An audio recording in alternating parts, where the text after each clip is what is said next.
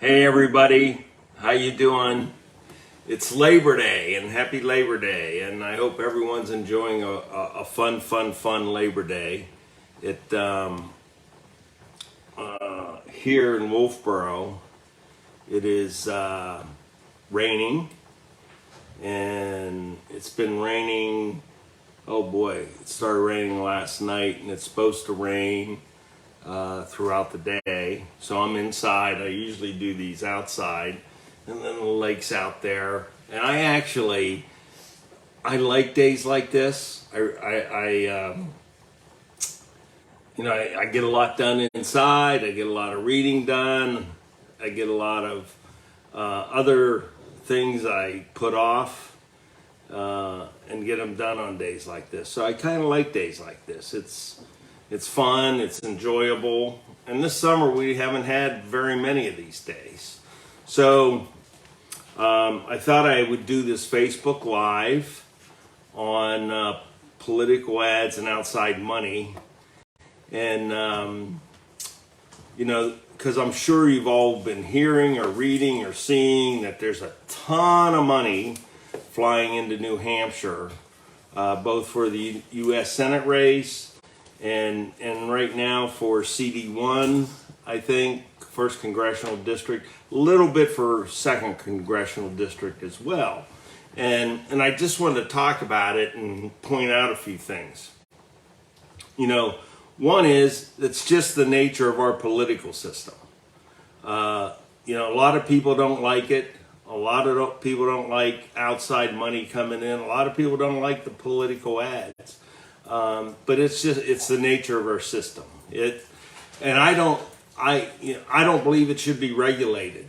I think there should be one rule when it comes to money and politics like this, and it is complete transparency, total transparency when it comes. So we all know where the money's coming from, because in this day and age, and with TV and social media, the internet, radio, mailers, there's going to be a lot of money flying around, and it's coming to New Hampshire.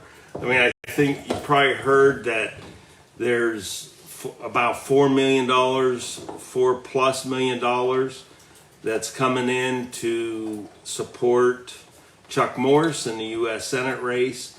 I think part of that money is going to be spent against opposing Don Bolduc. And then you may have heard also that there's, I think, over $500,000 coming in to oppose Caroline Leavitt in the 1st Congressional District. There's other money coming in. I don't want to imply that that's the only money coming in. There's little bits of money coming in against other candidates and for other candidates, but those are the big spends, and that's going on. And now here's the thing. I mean, this is, I got to tell you, these people from Washington D.C., the swamp people, they come in and they spend this money in a place like New Hampshire, and they're so focused on one thing. And what I'm talking about is the money being spent against opposing Caroline Leavitt. I don't know if you've seen the commercial opposing her, and it's really bad in my opinion. It is so, hi Lorraine, it is so bad. But here's the problem that I see with this. These are Republicans opposing a Republican, and they are Republicans because the very same group that's spending money opposing. And in these FEC reports, you got to say if you're opposing and what candidate, or if you're supporting and what candidate. Those same organizations are supporting Matt Mowers and opposing Caroline. The problem I have with this ad is, here's Caroline Leavitt. She's a woman. She's young. And she is connecting in her campaign with women and young people, which is a huge weakness for we Republicans. It is a huge weakness that we underperform in voting with women and we underperform in voting with young people.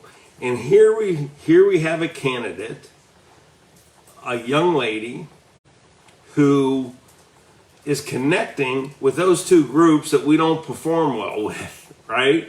And so that's fine. You can still oppose her. But then to run an ad that I got a text today about that ad being misogynistic, you know? I mean, so we run an ad that is critical of her for being young and critical of her for being a woman. And I don't know who these people are in Washington, D.C. that do not have the ability to look at the big picture and say, you know, we have a candidate that's connecting with young people and women, and so maybe we ought to attack her on the issues, and not attack her in a way that is attacking her youth and the fact that she's a woman. So it's just stupid that we're doing that to ourselves. Really, really stupid. And we have, and listen, I'm not saying she should win or Matt should win or Gail Huff Brown should win or Tim Baxter. You know, I'm just saying that as a party who's trying to broaden our voter base, you know, why these people in Washington, D.C., these political consultants would come up with that kind of ad is really, really dumb, in my opinion. And let them know I said they're dumb, all right? They could oppose her for other reasons than that.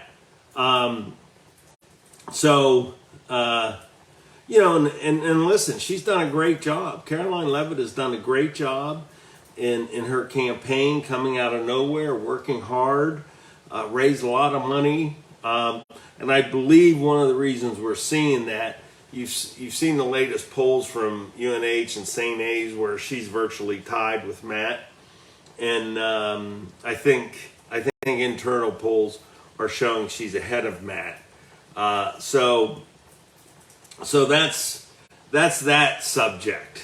The other thing I want to talk about with all this money flying around. I was sitting here Saturday night watching the Army football game on ESPN Plus. It was streaming on ESPN Plus. I was watching it on this iPad that I'm doing this video on, and so through the streaming service ESPN Plus, and then I had on the TV the Notre Dame Ohio State game. So during the streaming of the Army Coastal Carolina game, Coastal Carolina is very good, by the way, and Army lost, sadly for me. During the streaming of that game, there were at least 15 ads that the Democrats put on opposing, trashing Chuck Morse, Kevin Smith, and Don Bolduc. At least 15. It was the same ad run over and over and over again, and it was trashing them, claiming that they were for a nationwide abortion ban, which I don't think any of them have said that. So it was a lie. But 15 times they ran that ad. And it stunned me. But here's the other part of it. During that whole game, there was not one other political ad, not one Republican ad, not one candidate ad, nothing. They dominated, the Democrats dominated that game. Now, think about it. Think about all the veterans in New Hampshire. So, of course, there's going to be a goodly number of people watching an Army football game. The Democrats knew that, and they hammered the ads during that game. No Republican ads. Zero, zip. So those geniuses in Washington, D.C., you'd think they would start thinking something about that. Now, on the Notre Dame game, there was Notre Dame, Ohio State. I might not remember this correctly, but there was a positive Chuck Morse ad. There were some negative Chuck Morse ads. And then I also think the negative ad against Caroline ran during that game as well. So there is a lot going on. And get ready, get your hard hats on. You're going to see a lot of ads, on the internet, through social media. I see them all the time, and on TV. And be ready. Just be ready, and I'm sure someone will be even really nasty, even nastier than the one against Caroline. One other thing I wanted to say about that ad, obviously a lot of the stuff in that ad was from when Caroline was in college. If you paid attention to it, and I'm thinking, well,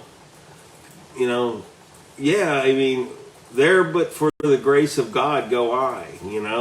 Who of us that went to college didn't have those moments in college? We all did. So in many ways, it tells me that Caroline's pretty normal.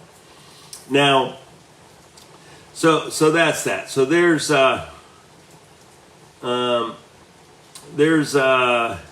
CD2 race. Yes, like I said, on the CD2 race, I have not seen any TV ads on that race. I know there's some money, and I look at these reports, these FEC reports. I know there's some money coming in, outside money coming in, supporting George, and I know there's some outside money coming in opposing Bob, and I think Bob's way up in the polls. Clearly, I think George is sort of the establishment pick, and Bob is a conservative. And there was last night, I saw during the LSU Florida State game, Annie Custer ran some positive ads. So I sure do wish CD2 would get more attention paid to it. But here's another thing. Let me talk about another thing, because I've seen some chatter, on the internet about with this outside money coming in. And as I said, I don't think it should be regulated except for one rule: total transparency. Total transparency. Let us know who's paying for this stuff, and not these shadowy organizations. Let us know where the money is coming from, and then have at it. That's the way I view it. So anyway, I've seen some chatter from the Don Bulldog camp about this money coming in, supporting Chuck Morse, and some of it I think is going to be opposing Don. And by the way, the Democrats, and it's like $4.5 million. The Democrats have announced that they're going to spend $6 million. Now, I think opposing Chuck. I think the Democrats do not want to see Chuck win. And you've been hearing about this throughout the country, where the Democrats are pumping up candidates that they think will lose against the Democratic candidate, and beating down the candidates that they don't want to see win. So the Democrats are coming in with $6 million, and I don't even know if they can spend that all between now and September 13th. We'll see, but I think they're going to hit Chuck Morse pretty hard with that money. And then I think the Republican money coming in, the $4.5 million, I think most of it's going to support Chuck, and the remainder to oppose other candidates, I think particularly Don Bolduc. Now, what I wanted to mention about that is I've seen some chatter on Facebook and other places from Don Bolduc supporters complaining about this and complaining about Washington D.C. being involved, and that, you know, Don, hey Tim, how you doing? And that so they're angry, and you know, listen, Don has some loyal supporters. God bless him. You know, they tend to troll thing. They're usually trolling my Facebook lives, which is fine. I just call them out when they do. But they're complaining about it. And as I was reading that, I thought to myself, you know, let's go down memory lane here for a second. When I was running for the U.S. Senate, and back in the summer of 2019, when I was going around the state, meeting people, telling people I'm going to run for the U.S. Senate. And Don was running for the U.S. Senate back then, as I'm sure all of you know. But down memory lane, you know, he was endorsed in 2019, in the summer of 2019, by a Washington, D.C. super PAC called the Senate Conservative Fund. Hey, Tim, my dog's right here. We're inside, so he can't be outside. But he was endorsed by this Washington, D.C. super PAC, the Senate Conservative Fund. And he was proud of that endorsement. And I certainly didn't complain about it. That's the way politics work. And then through the fall of 2019, it was reported, and you know, I can look up the articles, you can look up the articles, but it was reported that Don was going around saying that Mitch McConnell was going to endorse him, and how all these DC people loved him. The point is this: it's politics, and people are going to pick who they think has the best chance of winning elections.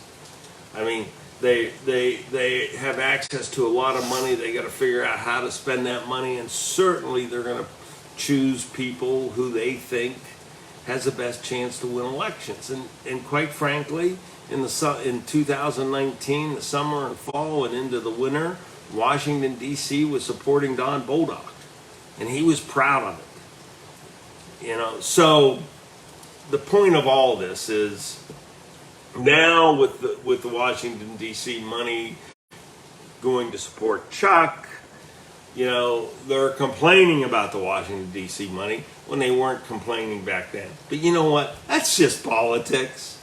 You know, it's like polls. You know, when a poll comes out that you do well in, you love that poll. That's a great poll.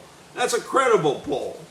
When a poll comes out that says you're not doing well in, you hate that poll. That's a lousy poll.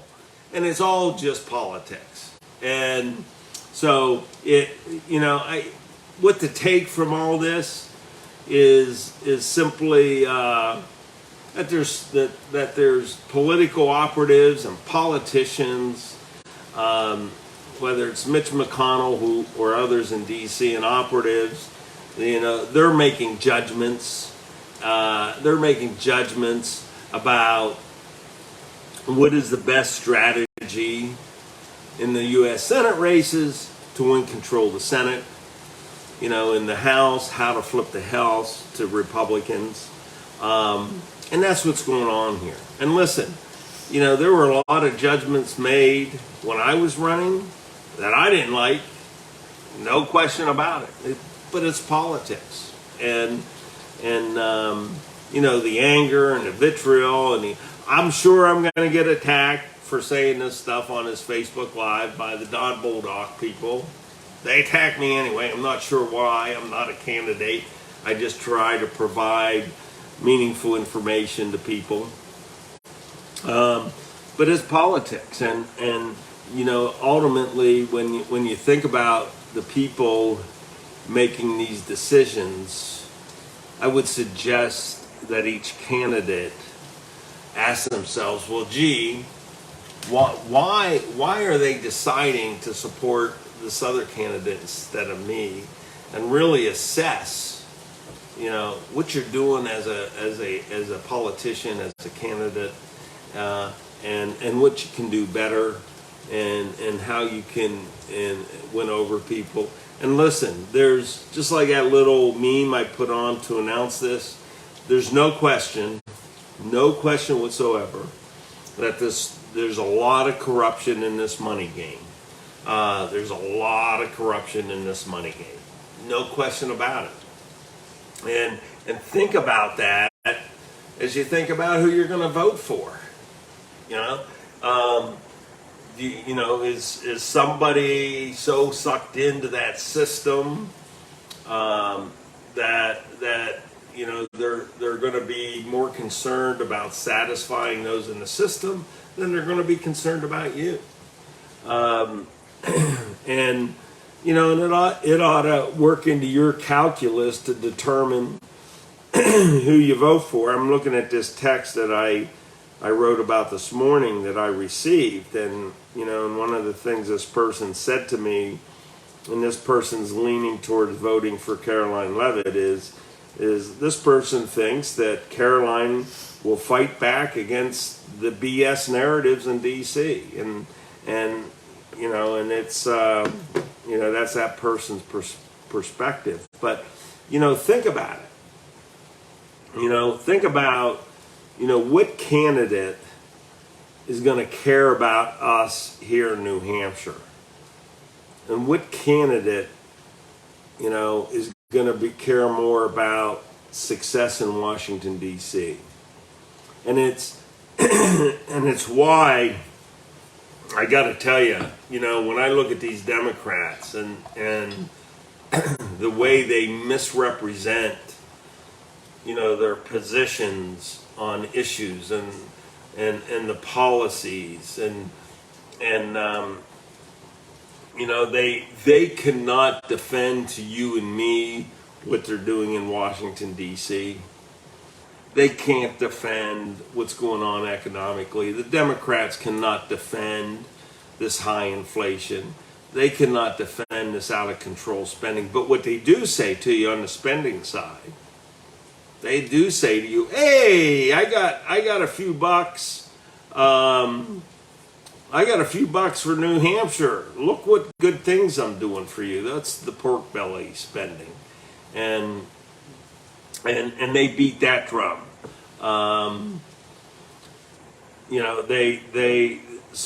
But so much of what they say is just, it's a misrepresentation of their policies. It's a misrepresentation of what's going on. And this stuff, I'm telling you, we Republicans need to get out and work to win these elections, because the Democrats are hitting on abortion, the Dobbs decision, Supreme Court overturning abortion. They're going to pound that and pound that and pound that. And we're seeing it already.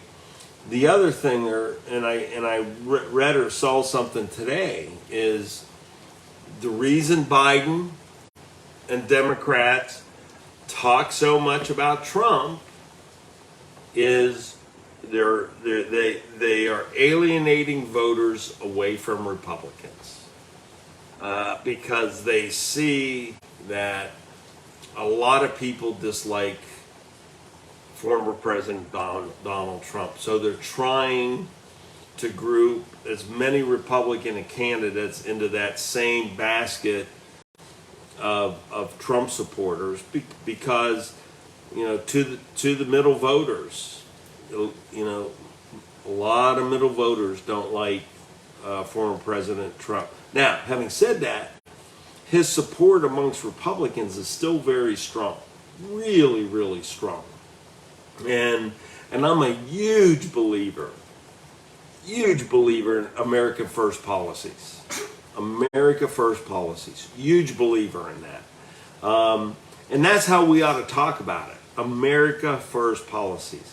But just be mindful that the tack that the Democrats are taking is the Dobbs decision on abortion, and President Trump isn't president, and why do they talk about him so much? Well, it's moving numbers for them. That's what I saw today. I saw a conservative say that strategy is working for the Democrats. It's moving numbers for them. So be mindful of that, and be mindful that the America First policies worked incredibly well. Incredibly well. And I think Republicans should talk about how well those policies worked. Low inflation, right? Low regulation, great economy. Rising tide was lifting all boats in the America First policy economy. All boats. Wages were up for everybody. And even minority groups' wages were up. Record setting. The border, was largely under control. Nothing like what we're seeing now. The fentanyl coming across the border was diminishing. Now it's out of control. I mean, the Chinese through the Mexican cartels are out to poison America. Fentanyl's not a drug; it's a poison. And we're seeing it with the deaths here in New Hampshire and throughout the country. And we ought to be proud of those policies because they work. They work. And the stuff we're seeing now, it's just not working. And the spending, and so much of it is just to buy votes. This thing with forgiving $10,000 of student loans.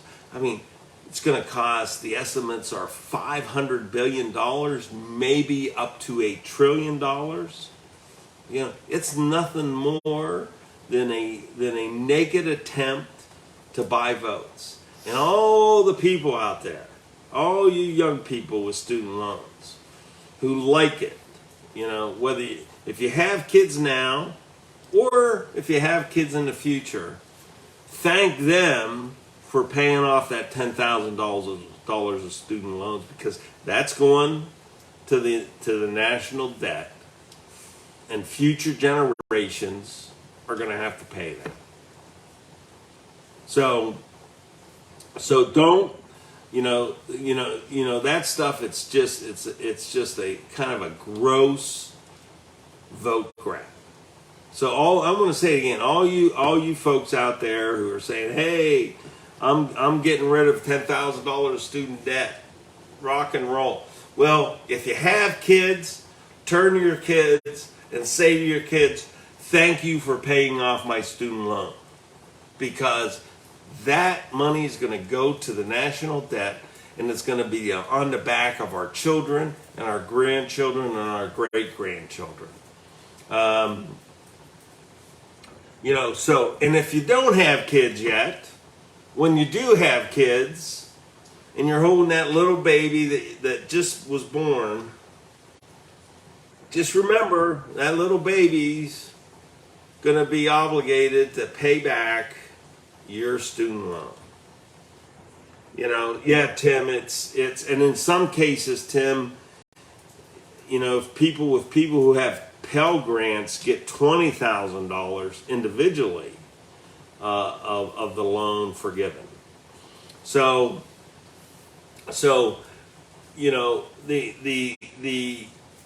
the Democrats' policies, the economic policy, inflation's out of control, growth is slowed down. We're getting hammered with this inflation, and and here's an okay boomer moment. I grew up at a time when That's right, Tim, $40,000 per couple. I grew up at a time when inflation was high, 10, 11, 12%, and interest rates were 15, 16, 18, 19%. And it's, it's a horrible economic environment. We're starting to see interest rates go up. I mean, it's kind of interesting to me to see people say, "Oh my God, mortgages are 6%," and I'm thinking, well, I remember a time when 6% was really low. But we should be proud of American First policies. So, enough of that. I'm kind of rambling a little bit here tonight. But again, political ads, we're going to get hammered with them. Outside money, pay attention to where it's coming from and what does that say about the candidate who's getting the outside money. I think money in politics, it's just the way it is. I don't think it should be regulated other than complete transparency so you know where the money's coming from. And then to these geniuses in Washington, D.C., these Republican political operatives, who put together, that Caroline Levitt ad. And I'll end with this. I kind of started with it, but I want to end with it too. Caroline Levitt, new onto the political scene, connects with voters, has done a great job. She was down, I think, by 25 points to Matt Mowers. I think she's leading him now.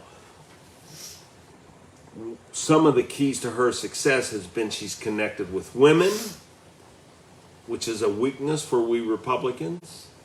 And she connected with young people, which is a weakness for we Republicans. So what do the geniuses in D.C. do on this negative ad against her? Basically hammer her for being young and a woman. I mean, what the hell are we doing? Oppose her on policy, oppose her on something, but to hit her in those areas where she's making progress for the party, where she's getting young people and women to pay attention to us, is not very smart. Not very smart at all. And as I said earlier, I'm glad to see that she was a normal young lady in college. And there, but for the grace of God, we all go and we know what we did in college. At any rate, thank you for tuning in tonight. This last minute Facebook Live on this rainy Labor Day here in Wolfboro. Snuggled in the house, having a great day. Thank you so much. And watch the debates this week. We have debates this week, and I'm going to go ahead and do a Facebook Live after each debate this week. So please look out for those notices, and God bless you, and have a great day. Bye-bye.